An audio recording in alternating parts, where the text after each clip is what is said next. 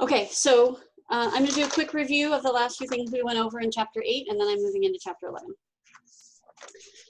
So, Esmeralda, what happens to VO2 max as exercise intensity increases? It stays the same. Good, why? Because it's the max. If it's the max, it's just, you can't improve with exercise intensity. You can only improve in training. Yes, that's true, but we added some detail to that with the formula. Can you include the formula?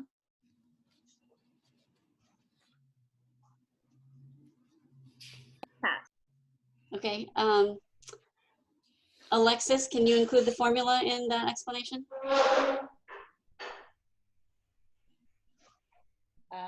Is cardio output max stays the same, so and VO2 max difference VO2 difference. VO2 difference max stays the same. Right. So Brianna Hernandez, what's the Fick equation?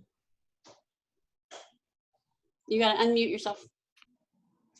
Sorry. So it's a VO2 equals heart rate times stroke volume times AVO2 difference. Good. So anytime you're now explaining something that's happening to VO2, you've got to explain what's happening to heart rate, stroke volume, cardiac output, AVO2 difference. Okay.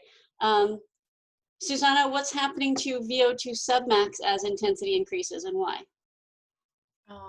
It increases because the heart rate submax, so the cardiac output submax increases and the AVO2 difference also increases. Mm-hmm. Good. And you should have detailed explanations for why those are increasing. We're not going to go into those again right now. James, what happens to plasma volume as intensity increases? It decreases because we are sweating and because part of the plasma are going to the exercising muscles. Good.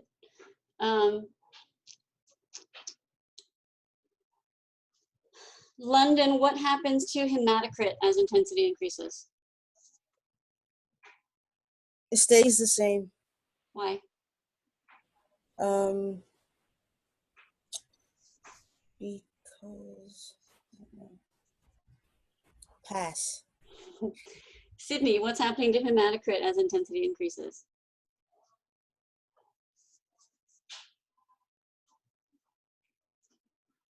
Did you say Cindy or Sydney? Oh, sorry, Sydney. I can't think of it right now. I know total blood volume decreases because you're losing that plasma, but... So what would that do to hematocrit?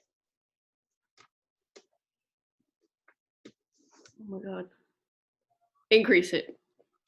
Yeah, even if you can't, so you should, if we have a formula for something, you should always go to the formula to explain something.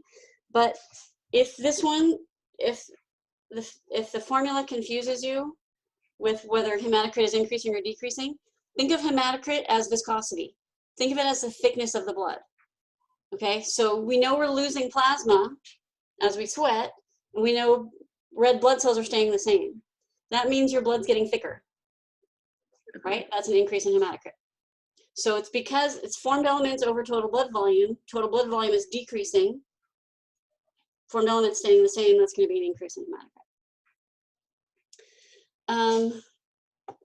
Jasmine, what happens to RER as intensity increases and why? You got to unmute yourself. Sorry. It increases since you are relying more on carbohydrates, and it's on that the crossover concept. As intensity increases, you rely more on carbohydrates than fat, since fast twitch fibers use more carbohydrates. Yeah, because they work anaerobically. Very good. Very good. There are a lot of people missing. If you know someone who's in this class and they're not coming to lecture, would you please give them a nudge? Unless maybe they're just watching recordings, in which case, hi, recording people. Hopefully they're watching it somewhere, somehow. Chris, can you explain ventilatory threshold and how it relates to lactate threshold? Ventilatory ventilatory threshold is the point which ventilation rate increases rapidly as intensity increases. Mhm. It relates to lactate threshold because they both like reach the same point. So like as you expire more, lactate like builds up at the same time as you start breathing heavily. What's the connection between the two? The bicarbonate buffer. Good. Can you explain the connection?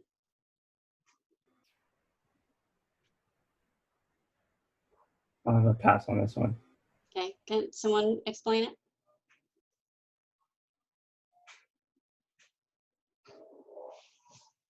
Ventilation is like how your breathing like increases. So how it relates to lactate threshold? Well, as intensity increases, I don't know.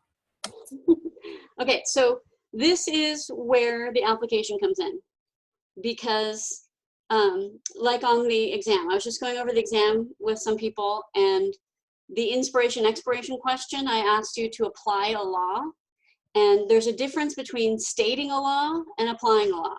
You can state the law that goes with pulmonary ventilation, as Boyle's law. There's an inverse relationship between pressure and volume. That's stating the law.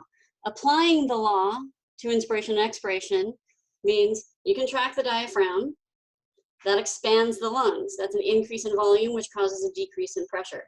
Boyle's law. Okay, so there's a difference between naming the law and applying the law. So here, there's a difference between saying that the connection is the bicarbonate buffer and being able to explain how the bicarbonate buffer connects the lactate threshold to the ventilatory threshold. Okay, so if we put it in lay terms, it might be easier for you to understand what they mean and how they're connected. So ventilatory threshold is basically when you start being out of breath as you're increasing your intensity. Okay, so let's say you're jogging on a treadmill, 4 miles per hour, you're comfortable. 5 miles per hour, you're comfortable. 6 miles per hour, you're comfortable. 7 miles per hour, you start feeling out of breath. You've hit your ventilatory threshold. Okay, ventilatory threshold means your breathing rate is now increasing. So it means you're out of breath. Okay, that also means you've hit your lactate threshold. Okay, the reason I know that is because the reason you're out of breath is because carbon dioxide is what's triggering your breathing rate to increase. So you can exhale your carbon dioxide. Where's the carbon dioxide coming from? Bicarbonate buffer. Bicarbonate buffer. So what's happening is your production of lactic acid has suddenly started to increase. Right? We've overwhelmed the mitochondria. Now we've got to ramp up our production of lactic acid. So blood lactate levels are increasing, which means carbon dioxide production is increasing because the bicarbonate buffer is working. That carbon dioxide triggers the inspiratory centers in your brain to increase your breathing rate. So anytime you hit your lactate threshold, you also hit your ventilatory threshold. Anytime you feel lactic acid burning in your muscles, you're going to be out of breath. Those two things go together. And they're linked together by the bicarbonate buffer, because the production of lactic acid causes a production of carbon dioxide, which causes you to increase your breathing rate. Does that help? Okay. All right, any questions from that chapter? And move on to chapter 11. Okay, so chapter 11 is adaptations to endurance training. So we've been talking about responses to acute exercise, increasing your exercise intensity. How does your body respond as you go 5 miles per hour, 6 miles per hour, 7 miles per hour? Now we're comparing a person who's done chronic endurance training, specifically endurance training. We're going to talk about anaerobic training at the end of this chapter. Right now we're talking about endurance training. So low to moderate intensity, long duration, aerobic training, meaning you're underneath your lactate threshold. Right? So it can be running, it can be swimming, it can be biking, it can be anything as long as it's low to moderate intensity, long duration. You do that, let's say it's running 5 days a week over a period of a year. Your body is going to make adaptations to become more efficient. Okay? So we're now comparing the trained person to the untrained person. So when we get to the submax factors, It's going to be comparing the trained person to the untrained person exercising at the same intensity. So my example will always be they're both jogging at 6 miles per hour. How does the trained person's heart rate compare to the untrained person? How does the trained person's stroke volume compare? How does their cardiac output compare? How does their AVO2 difference compare? Their lactate threshold, their VO2. So we're going to go through all these different things and compare the trained person to the untrained person. Okay, so it's either going to be higher, lower, or the same. So when you do the arrows in your box, increase, decrease, or stay the same, when we were talking about increasing exercise intensity, things were increasing, right? Heart rate was increasing, stroke volume was increasing, cardiac output was increasing. When we're comparing the trained person to the untrained person, it's no longer increasing or decreasing. It's the trained person is higher than the untrained person, or the trained person is lower than the untrained person. Okay, so the arrows mean something different. So just keep that in mind. If they're both jogging at 5 miles per or 6 miles per hour, the trained person is not increasing or decreasing. They're either higher or lower than the untrained person. Make sense? Okay, so let's start at the beginning with resting heart rate. How does the trained person's resting heart rate compare to the untrained person? We already know this. Should be lower. It's lower. Why do you think it's lower? It says training, or their training has caused them to lower it. Okay, so we need a physiological reason, a physiological adaptation to the training that caused their resting heart rate to decrease. Is it Developed in, oh, the go ahead. heart itself is a muscle? So if you're training to pump more blood with less effort, when you're resting heart rate, it's pumping like relatively the same amount of blood with less effort because it's been trained. Okay, so yes, that's going to be true submax, but that there's something else going on at rest. What controls your resting heart rate? What determines your resting heart rate? Vagus nerve. The vagus nerve. Okay, so chronic endurance training increases your parasympathetic nervous system activity, makes your vagus nerve more active, which means your resting heart rate is lower. Chronic endurance training makes your vagus nerve more active. Increased parasympathetic nervous system activity causes a lower resting heart rate.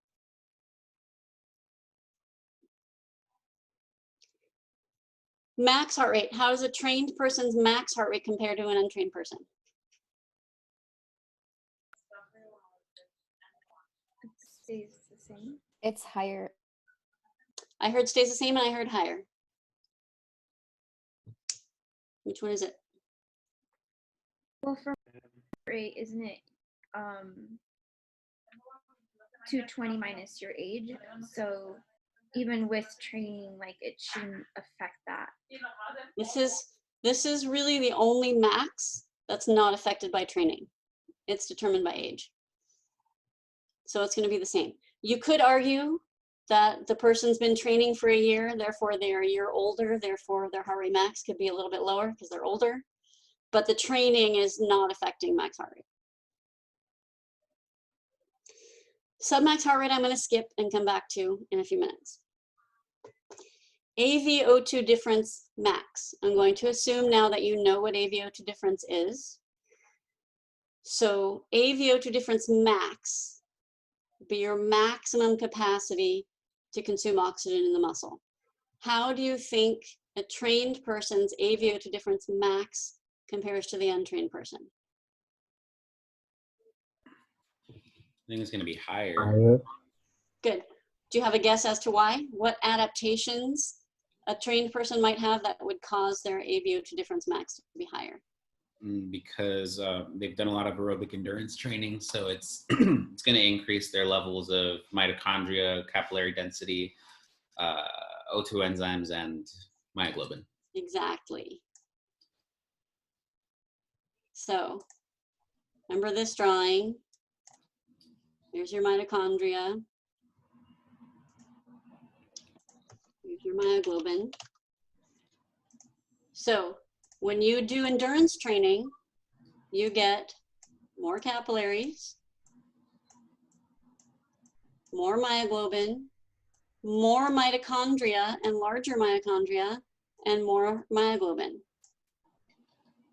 Remember that AVO2 difference is the difference in the oxygen content between the artery and the vein. So the more myoglobin you have, the more oxygen you can pick up. The more mitochondria you have, the more oxygen you can consume. And the enzymes in here too. Don't forget about the enzymes.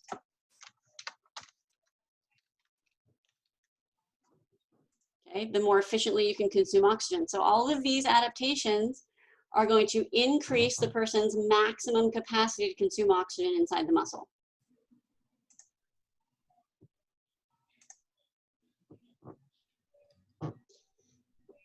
So increased mitochondria size and number, increased capillary density, increased myoglobin, increased oxidative enzymes.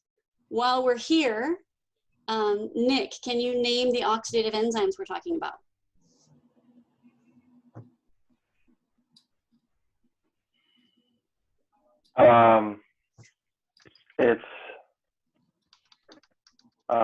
It's cytochrome dehydrogenase.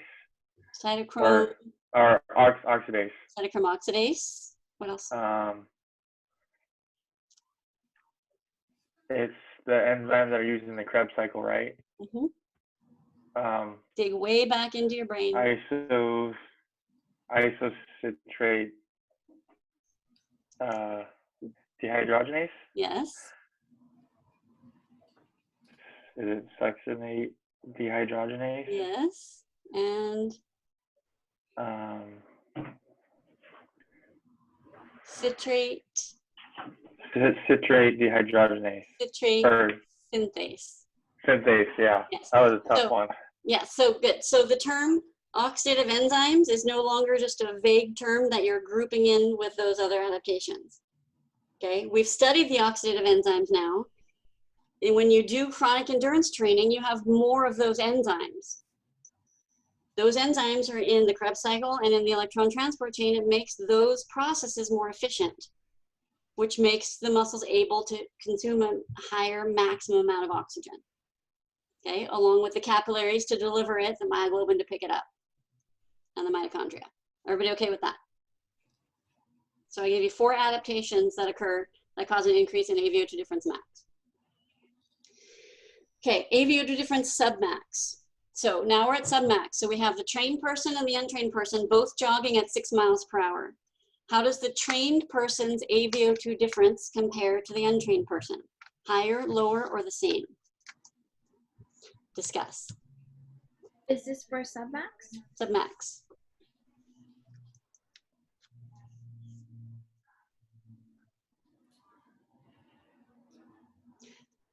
So at this point of the class, I'm no longer giving you the answers.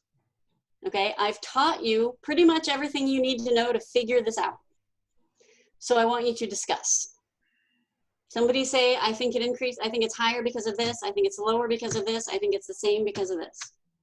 I feel like it would increase because the max is also increasing. Okay, so not that it's going to increase, but that it's higher. Okay, so remember we're comparing them, both jogging at 6 miles per hour. So you think the trained person has a higher AVO2 difference than the untrained person because they have a higher max. Okay, does anybody else think something different? I wonder if maybe it's lower. Go ahead, Eddie. Why do you think it's lower? Because the trained person would be more efficient at using the oxygen. Okay. I was going to say lower too because the resting heart rate is lower. So oxygen gets to the muscle at a lower rate as well. Okay, so we have some votes for lower and some votes for higher. I need some other voices chiming in. I think it increases as well. Why? Not that it increases, but that it's higher. So you think at 6 miles per hour, the trained person has a higher AVO2? Go ahead. I think it.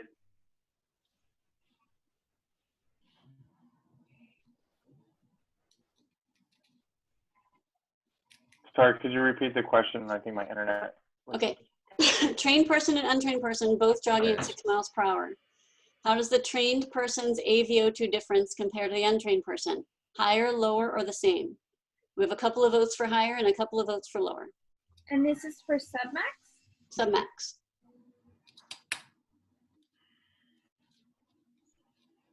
Just had a deja vu.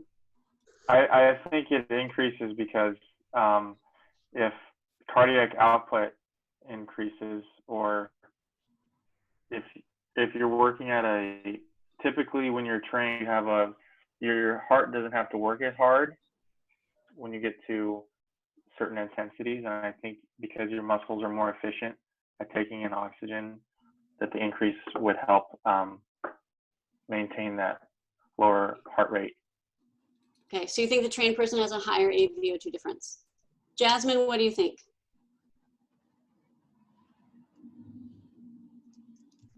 I think it would be lower. I agree with what Eddie was saying, that they do have those adaptations, but then I'm also thinking about their lactic acid production. Okay. I'm not really sure how that would affect the AVO2 difference. Yeah. Sydney, what To do you think? prevent the lactic acid production, they would need more oxygen, right? They would be able to consume the oxygen more efficiently. Sydney, what do you think? I'm kind of like on the fence between it decreases and for some reason it stays the same, because I don't know why I'm kind of connecting it to like lactate threshold, where it's the same until a certain, so they can handle a certain point more comfortably, I guess. I don't know, that's what's running through my head, but also decreasing makes sense because they're more efficient with using that oxygen. Okay, but remember, we're not talking about increasing and decreasing. Or yeah, it's both jogging at 6 lower. miles per hour. It's either higher or lower or the same. Yeah. Svetlana, what do you think? I think that it would be lower.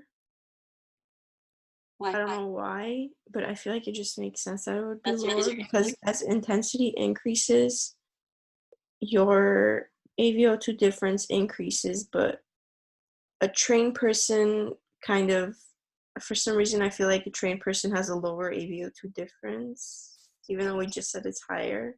Caroline, what do you think? I don't know. So like at first, I think it was Jasmine Sydney. She thought like she's between lower and stays the same. So that's sort of how I am. Lower because the adaptation sort of makes sense, what like Eddie says, but then like for some reason I just think stays the same too, so I don't know. Okay. Eddie, have you changed your mind at all? I could see about staying the same only because like, yeah, like your max like taps out at a higher rate, but you like if AVO2 difference reflects the intensity that you're working at and they're both working at the same intensity, then maybe they need the same amount of oxygen to do what they're doing. Good. Okay. So critical thinking is painful. So we're getting closer. Okay. So let me go back to my example. Trained person and untrained person are both jogging at 6 miles per hour. Can I calculate oxygen consumption for that? Yeah. Do I have a formula that I could plug in 6 miles per hour, 0% grade, and come up with an oxygen consumption requirement? Yes. In mLs per kg per minute, right? So running at 6 miles per hour has a given oxygen requirement. It does not matter how fit you are. It does not matter how much you weigh. Any given intensity has a given relative oxygen requirement. We could calculate that. I don't know what it is. Let's say 6 miles per hour requires 25 mLs per kg per minute. Doesn't matter if you're trained or untrained, it requires 25 mLs per kg per minute. It's going to feel easier for the fit person because most likely they have a higher VO2 max and a higher lactate threshold. Okay, so 25 mLs per kg per minute doesn't feel like much if your max is 50. 25 mLs per kg feels like a lot if your max is 30. But 6 miles per hour is 6 miles per hour for everyone, relatively. Okay, absolute is different. And this was on the midterm as well. If two people are running at the same intensity, one person weighs more than the other, do they have the same absolute oxygen consumption, relative oxygen consumption, or energy expenditure? Which is it? You need me to ask that again? Relative. Two people jogging on a treadmill at the same intensity, do they have the same relative oxygen consumption, absolute oxygen consumption, or energy expenditure? They have the same absolute. Relative. It's relative, because we can calculate whatever speed it is, we can calculate oxygen consumption. It'll be in mLs per kg per minute. Okay, so it's a tough thing to wrap your brain around, I know. Any given intensity has a given oxygen requirement, and you have to understand the difference between relative and absolute. So let's say, for example, I'm going to give everybody in the class 1 M&M per kilogram of body weight. That's fair. You guys are all getting the same number of M&Ms relative to your body weight. 1 M&M per kilogram of body weight. But the people who weigh more are going to have more total M&Ms. But they have the same relative number of M&Ms. Does that make sense? Okay, so oxygen consumption for any given intensity, oxygen consumption relative, same. Absolute, people who weigh more are going to consume more total oxygen, which means they're going to consume more calories because the energy expenditure depends on absolute oxygen consumption in liters. Okay, but relative per kilogram of body weight, same for everyone. In fitness level is not involved there at all. Okay, so it's true that the trained person has a higher max AVO2 difference. So if you think about AVO2 difference as the muscle's capacity to consume oxygen, right? The more oxygen the muscle consumes, the higher the AVO2 difference. So AVO2 max is the muscle's maximum capacity to consume oxygen. So the trained person has a higher max. That doesn't mean they're going to consume more at submax. They have the capacity to consume more, but you're only going to consume what the body needs. So if your body needs 25 mLs per kg per minute and you have the capacity to consume 50, you're only going to consume 25 because you don't need anything more. And anything less is not going to allow you to do that speed. Okay, everybody okay with that? Okay.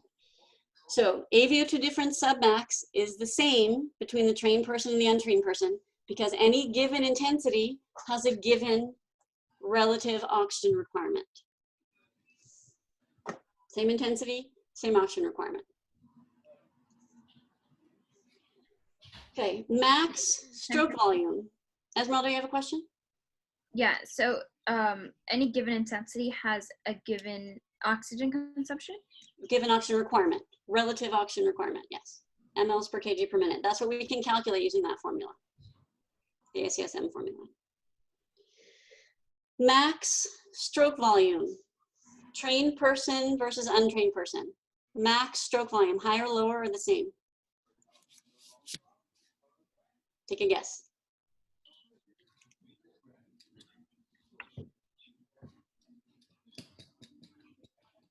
Crickets. Higher? Would it be higher? Any idea why? I'm kind of relating it to the cardiovascular drift because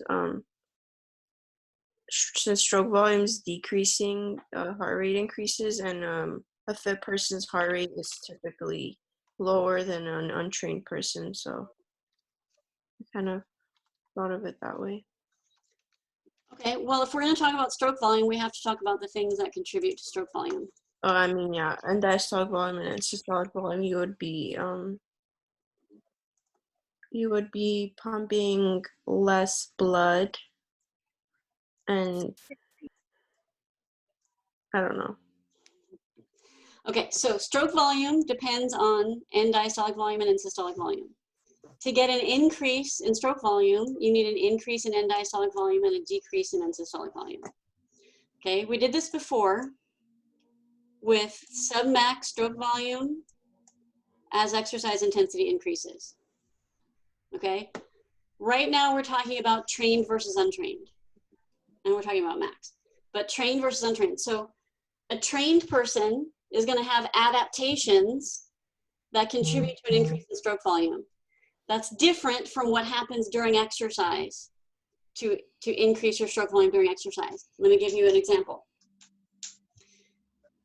When you increase your exercise intensity, you release epinephrine that acts on the left ventricular myocardium to increase contractility. You get a stronger contraction, which increases your stroke volume, decreases your end systolic volume. Do you remember that? Take that as a yes. And with training, you're also getting an increase in contraction strength, but not because of epinephrine. Epinephrine is a response to exercise. In response to training, the adaptation is left ventricular hypertrophy.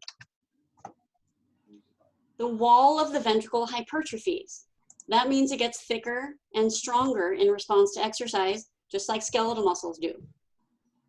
Okay, if it's thicker, it's stronger, it can produce more force. Stronger, increased contractility gives you an increased stroke volume and a decreased end systolic volume.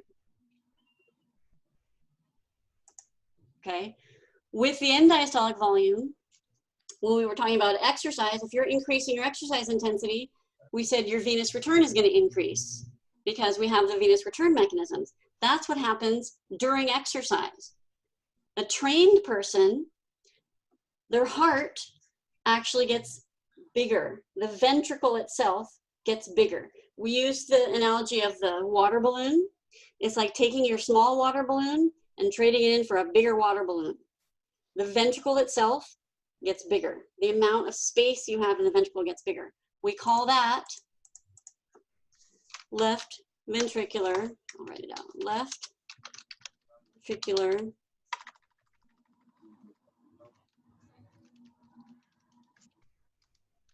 internal diameter, which we abbreviate as left ventricular internal diameter. Okay, so this is an increase in left ventricular internal diameter and an increase in left ventricular hypertrophy. Those two are two different things. The hypertrophy refers to the left ventricular myocardium. The muscular wall is thicker and can therefore produce more force.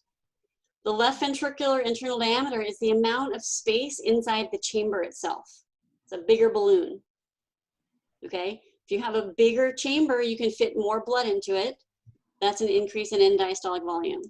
And in 446, they will refer to this as preload. End diastolic volume will be referred to as preload. That's you loading up the heart, filling up the heart before we contract it. We okay so far? Yeah. Okay, so with training, we do not get an increase in distensibility. That's with exercise and increased venous return. But with training, we do get increased plasma volume and increased red blood cells. We haven't gotten to those yet on the table, but both of those are going to increase. That's going to be, these two things together will be an increase in total blood volume. Okay, the more blood we have in our body, the more blood we can put into the ventricle. Okay, so an increase in plasma and an increase in red blood cells creates an increase in total blood volume, which means we're getting more blood into the heart, which means we're getting more blood out of the heart, increase in stroke volume. Okay, this last branch over here is still resistance. Okay, in order to get a decrease in end systolic volume and an increase in stroke volume, we need a decrease in resistance. And during exercise, this was caused by an increase in arterial autoregulation as triggered by the muscle contraction. In a trained person, you get more efficient at arterial autoregulation. So that's still here. So a trained person is more efficient at arterial autoregulation, which means they're going to get more vasodilation, increased radius, decreased resistance, allows them to get more blood out, increased stroke volume. Okay, so the causes of an increase in stroke volume due to training are different from the increases in stroke volume due to exercise. Okay, epinephrine causing an increase in contraction strength happens during exercise. Hypertrophy in the left ventricle, in the left ventricular myocardium, happens as a result of chronic training. Do you understand the difference? Okay, so if you're just trying to memorize a list of words, trying to memorize increases in stroke volume with exercise, distensibility, contractility, epinephrine, you're trying to memorize the words, you're going to drive yourself insane, which I've been saying from the very beginning of the semester. Okay, if you understand the difference, how I'm using the terms exercise and training, you know that epinephrine is released in response to exercise. Hypertrophy happens as an adaptation to chronic training. They both are going to cause increases in stroke volume. Make sense? So you've got to think through it logically, not just memorize it. So max stroke volume is higher in a trained person because they have a higher end diastolic volume, because they have what? Increase in left ventricular internal diameter. And increase in plasma and increase in red blood cells. They also have a decrease in end systolic volume because of left ventricular hypertrophy and increased arterial autoregulation. So I gave you 1, 2, 3, 4, 5 adaptations that cause increases in stroke volume. Let's write them down. What's increase in TBV? Total blood volume. So 5 adaptations that cause an increase in stroke volume. Left ventricular internal diameter, increased plasma volume, increased red blood cell count, increased left ventricular hypertrophy, and increased arterial autoregulation. I'm not listing increased total blood volume on here because I'm only listing primary adaptations. The increase in total blood volume is secondary to the increases in plasma and red blood cells. Okay, so these are 5 adaptations. 2, 3, 4, 5. 5 adaptations that contribute to increased stroke volume max as a response to chronic endurance training. You need to know which of these cause an increase in end diastolic volume and which of them cause an increase in end systolic volume so you can explain them. Okay. Submax stroke volume. So we're at submax. So trained person and untrained person both jogging at 6 miles per hour. That's our submax intensity. How does the trained person's stroke volume submax compare to the untrained person? Higher, lower, or the same? Take a guess. You can guess by pointing a finger up, down, or same. I can see you guys. Take a guess. I think it's the same. Why? For the same reasons as the AVO2 difference submax stays the same. If you need a certain amount of oxygen blood being pumped out to get the amount of oxygen you need. That is a reasonable, logical guess. Ismail, why do you think it's increasing? I mean, why do you think it's higher?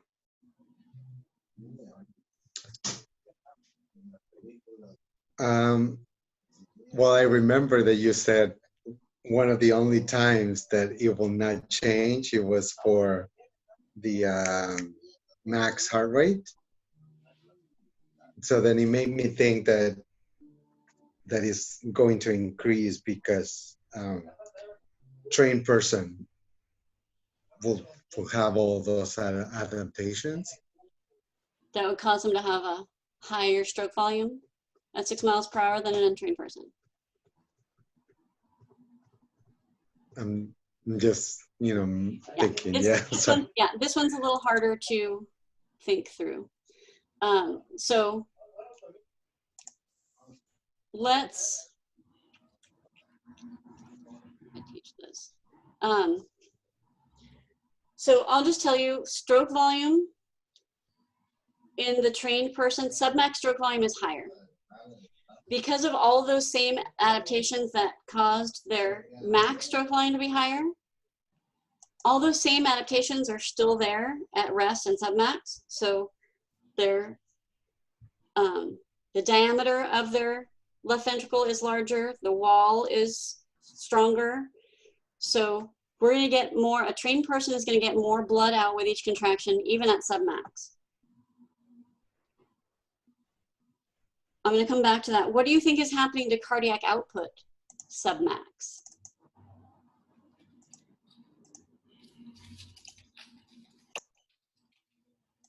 Higher, lower, or the same? They're both jogging at 6 miles per hour. How does the trained person's cardiac output compare to the untrained person?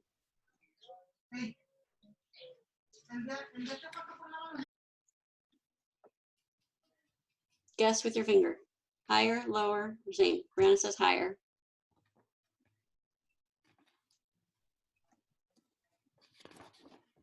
You guys have to at least take a guess. You can't just say wait lower? for the answer.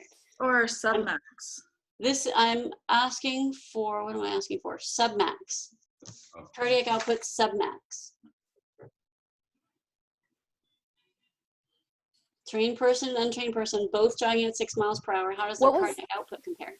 The submax heart rate again? Was that say the same? We haven't done submax heart rate yet. Well, darn it. It increases because there's an increased submax stroke volume.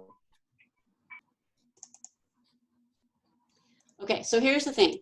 But if if the heart rate submax is decreased, that's a larger number, right? Then it would be. Okay, so we agree that if they're both jogging at 6 miles per hour, they're consuming the same relative amount of oxygen. We agreed on that, right? Yeah. So they need to deliver the same amount of oxygen if they're consuming the same amount of oxygen. Cardiac output is going to be the same. Because any given intensity has a given oxygen requirement. But a trained person is going to deliver it differently.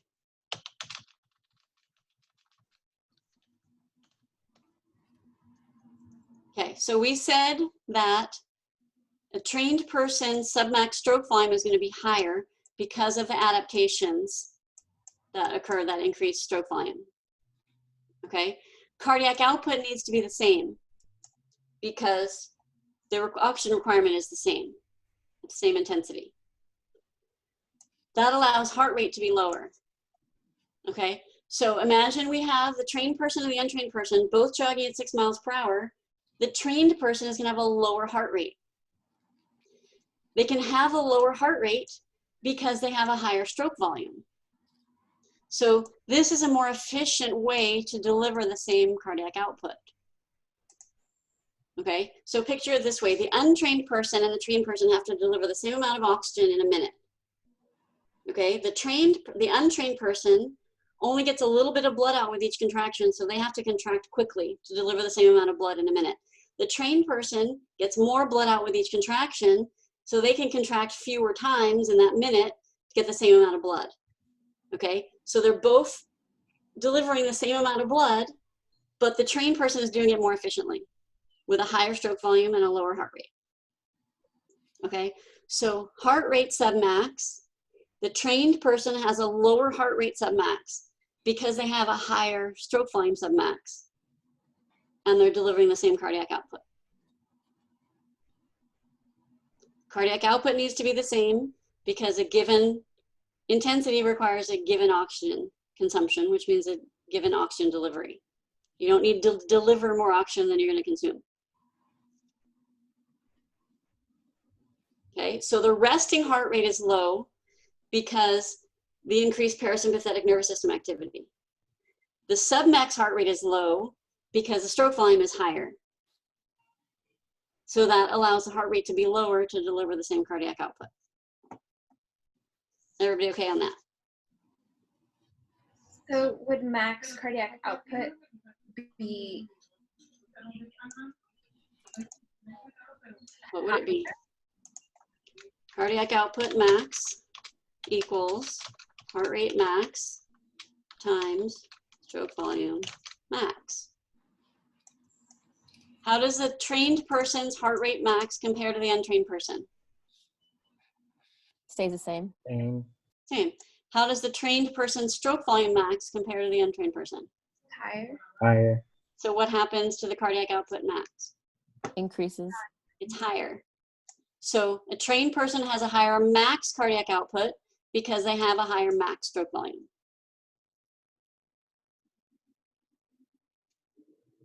Trained person has the same submax cardiac output because they're working at the same intensity, therefore have the same oxygen requirement, but they deliver it with a higher stroke volume and a lower heart rate. It's more efficient. Questions so far?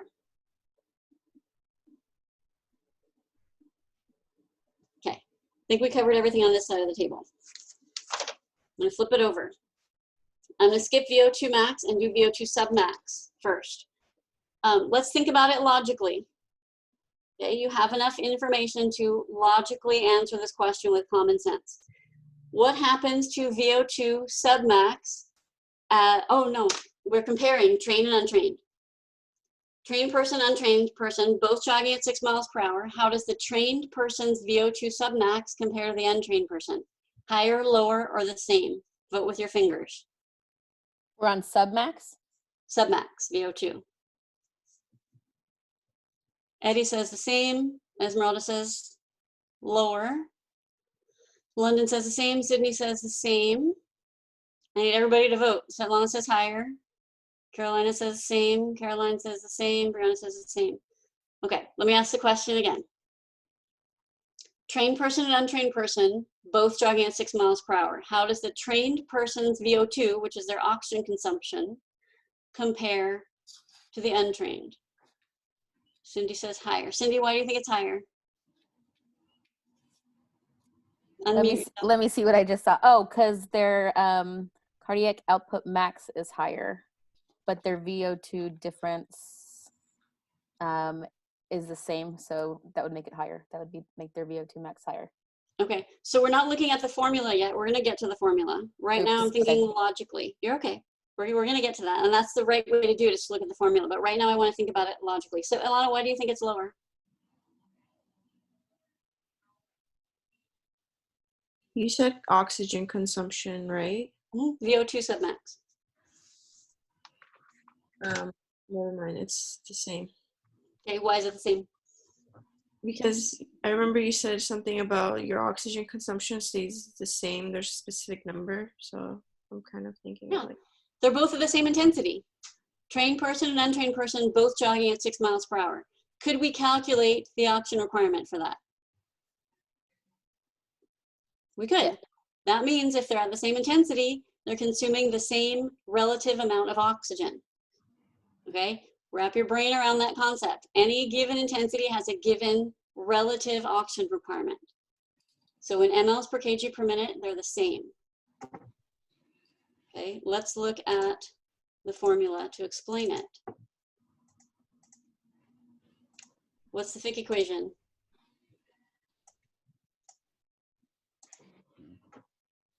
VO2 equals heart rate times stroke volume times AVO2 difference. Good. And since we're talking about submax, I'm going to say VO2 submax equals heart rate submax times stroke volume submax times AVO2 difference submax. And this is also cardiac output submax. Okay, how does a trained person's heart rate submax compare to the untrained person? Higher, lower, or the same? Lower. Lower. How does their stroke volume submax compare? Increase. It's higher. Therefore, how does their cardiac output compare? Stays the same. It's the same. How does their AVO2 difference submax compare? Stays the same. It's the same, because it's a given, they're at the same intensity. So they're consuming the same amount of oxygen. So VO2 submax is the same because cardiac output is the same and AVO2 difference is the same. Okay, questions on that one? Okay, let's go back to VO2 max. Before we look at the formula, let's think about it logically. What happens to VO2 max as a result of chronic endurance training? Is it higher, lower, or the same? Higher. Higher. It's one of the reasons we do endurance training, right? Is to increase our VO2 max. That's one of the major adaptations to endurance training, is an increase in VO2 max. So let's look at what's causing that.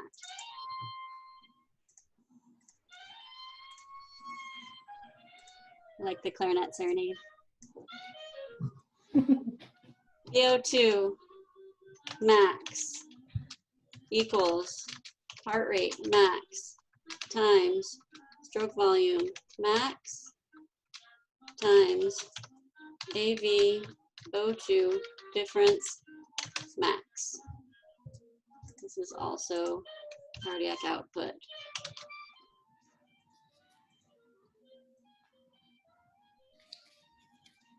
Anybody recognize what this music is from?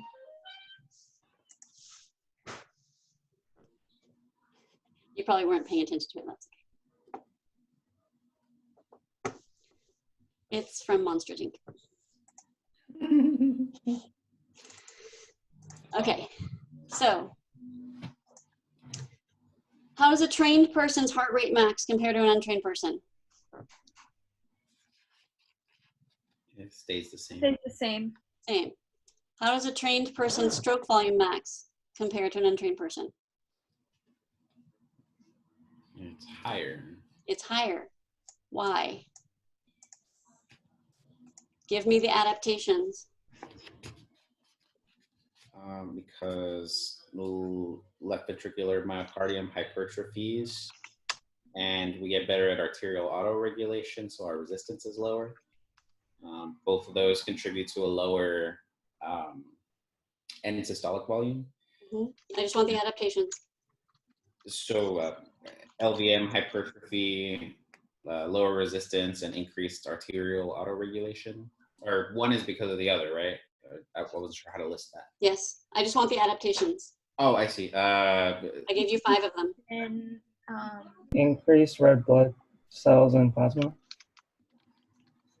Left ventricular internal diameter. Good. So these are all increasing. These are the 5 adaptations from endurance training that cause increases in max stroke volume, which will cause an increase in cardiac output max, which will cause an increase in VO2 max. Okay, you need to be able to list these 5 adaptations that contribute to stroke volume max. What happens to AVO2 difference max in a trained person?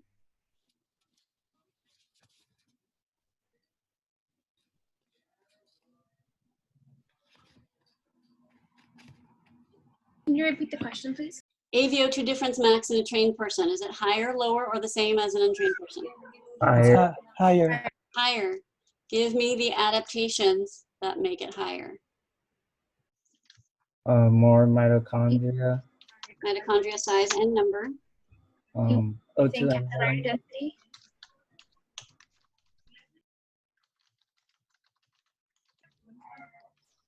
Increase in myoglobin. Good. These are all increasing. These are adaptations to endurance training that cause increases in AVO2 difference max, which causes an increase in VO2 max. Okay, I'm going to add on here that the increase in red blood cells, the increase in plasma, and the increase in arterial autoregulation also contribute to AVO2 difference. I should say plasma. Okay, so VO2 max increases with endurance training because cardiac output max increases due to increases in stroke volume max, and AVO2 difference max increases. These are the adaptations that cause these increases. How many unique adaptations did I give you that cause increases in VO2 max?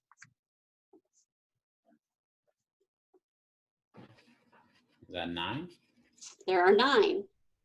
Under AVO2 difference, there are 7. 1, 2, 3, 4, 5, 6, 7. Some of those are repeated under stroke volume.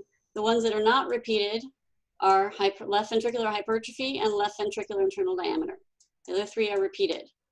Okay, so 7 8, 9. So let's list the 9 adaptations that cause increases in VO2 max. Left ventricular internal diameter, increase. Let me list them. Increased arterial autoregulation. Increase plasma.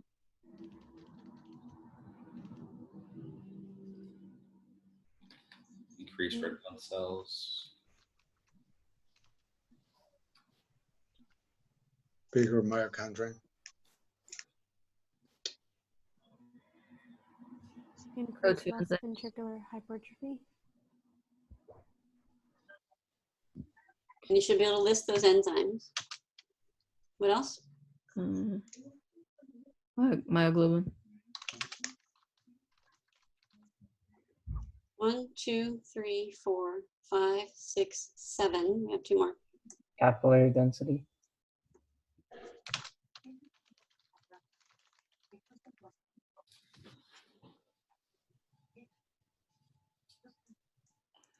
Missing.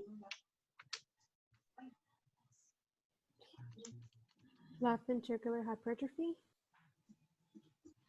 Good. So we have 9 primary adaptations that cause an increase in VO2 max. You need to be able to list those 9. You need to know which ones contribute to stroke volume and which ones contribute to AVO2 difference.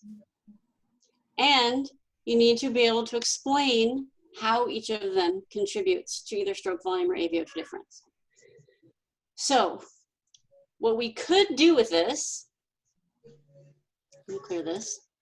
What we could do with this is build a map. Endurance training at the top. Increased VO2 max at the bottom. How many different pathways do we have?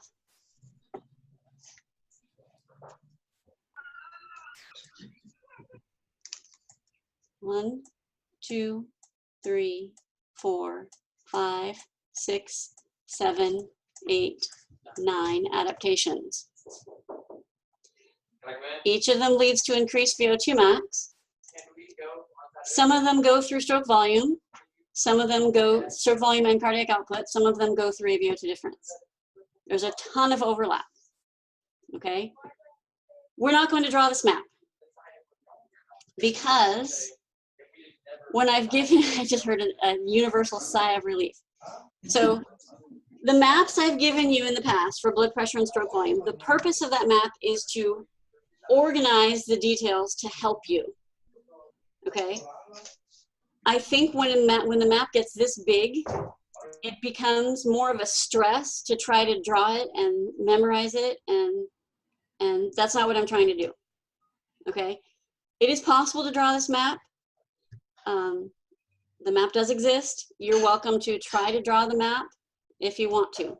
I'm not going to require that. But what I do want you to be able to do is talk your way through each branch separately. You don't have to connect them because connecting them is where it gets hard. But each individual adaptation, you should be able to explain how it contributes to increased VO2 max. For example, I'll take increased left ventricular hypertrophy. Okay, first of all, is this going to go through stroke volume and cardiac output, or is it going to go through AVO2 difference?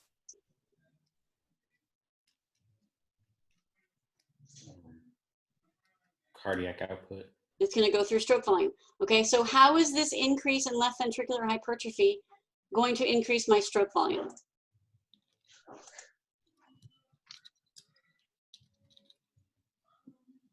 By causing stronger contraction of the left ventricle.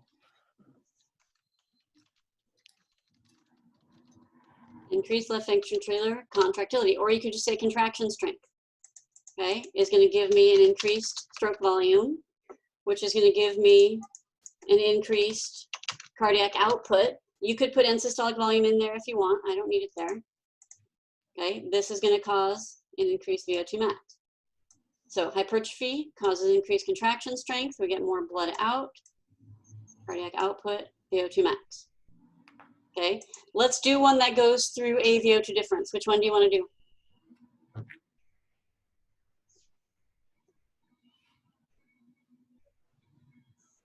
Increase mitochondria. Okay.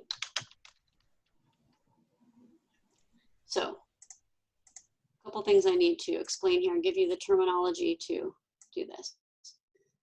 Here's the muscle, capillary, mitochondria, myoglobin. Okay, so with endurance training, we know we're going to get more capillaries, we know we're going to get more and larger mitochondria, more myoglobin, and more enzymes inside here. Okay, each of those things has its own function. Okay, so we separate, let me write the Fick equation up here again real quick. VO2 equals heart rate times stroke volume times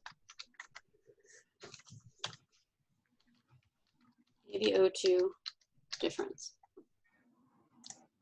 So, and this is cardiac output. So the cardiac output part of it is considered delivery of oxygen. Okay, so that's here, us bringing the oxygen to the muscle and dropping it off here. That's delivery. The AVO2 difference is considered uptake and consumption. Uptake and consumption are two different things. The uptake is the myoglobin picking up the oxygen and bringing it to the mitochondria. That's uptake. Consumption of oxygen is what happens inside the mitochondria at the end of the electron transport chain. When the oxygen combines with the hydrogen to produce water, that's oxygen consumption, because the oxygen is no longer there, we consumed it. Okay, so delivery is here, uptake is here, consumption is here. They have to happen in this order. You can't consume oxygen before it's delivered. You can't uptake oxygen before it's delivered. You can't consume oxygen before you uptake it. Okay, it has to happen in this order: delivery, uptake, consumption. So some of these adaptations will increase delivery. Some of them will increase uptake, and some of them will increase consumption. If you have an adaptation that increases delivery, it will also in turn increase uptake, which will also in turn increase consumption. Okay, if you increase oxygen consumption in the mitochondria, that's an increase in AVO2 difference, right? If the muscle consumes more oxygen, that gives you an increase in AVO2 difference. So if we are increasing our mitochondria, that's here. Is that increasing delivery, uptake, or consumption? Increasing consumption. Increasing oxygen consumption. More mitochondria have, the more oxygen you consume at the muscle. Okay, that increase in oxygen consumption is, by definition, an increase in AVO2 difference.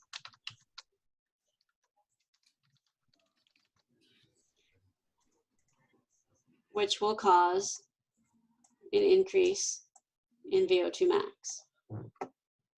Okay, that's one of the easiest pathways because it goes straight to consumption.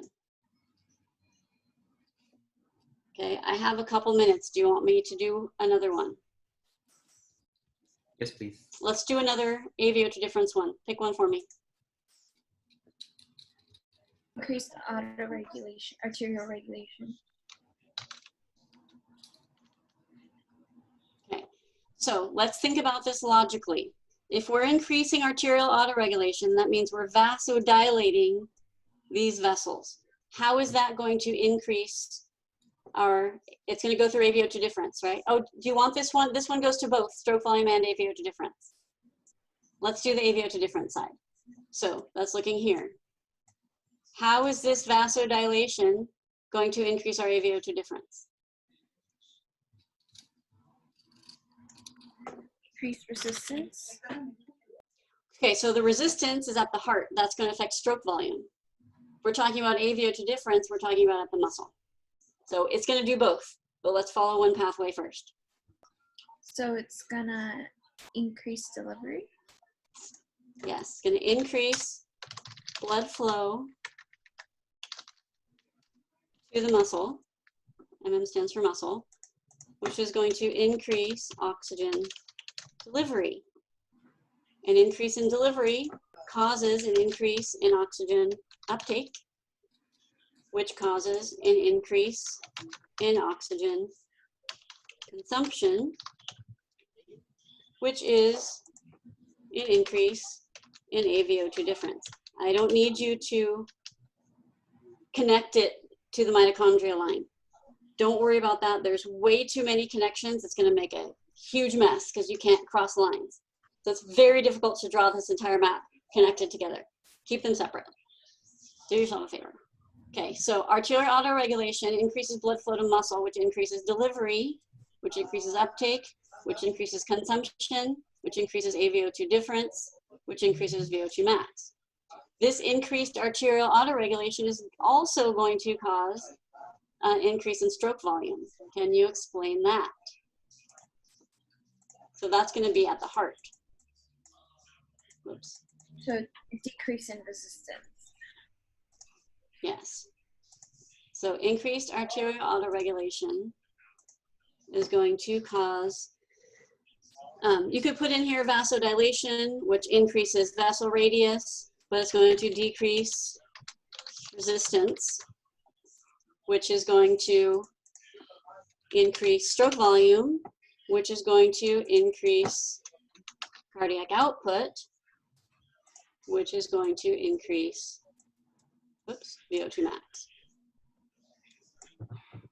Okay, so your homework between now and Monday is to try to write out pathways for each of the 9 adaptations and how it connects to VO2 max.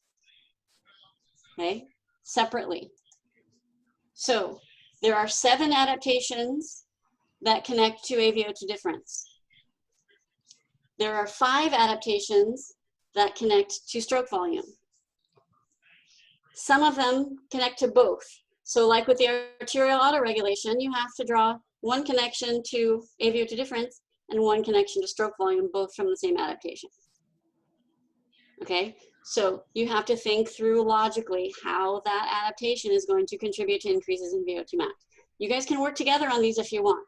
I just don't want you to copy someone else's because I want you to go through the thought process of creating it yourself. So come to class on Monday with at least a few maps drawn. Okay, if you don't get them all, that's fine. And if they're not perfectly correct, I don't care. I just want you to have done some thinking on it. Deal? Okay.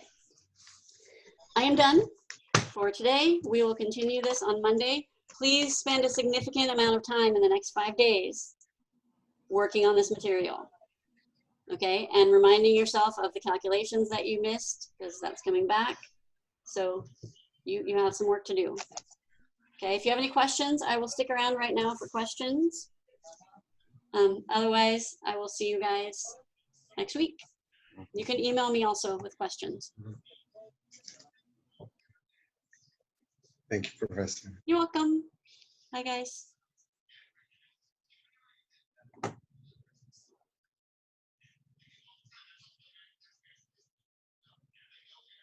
All right, if you guys don't have questions, I'm signing off. Bye. Thank you.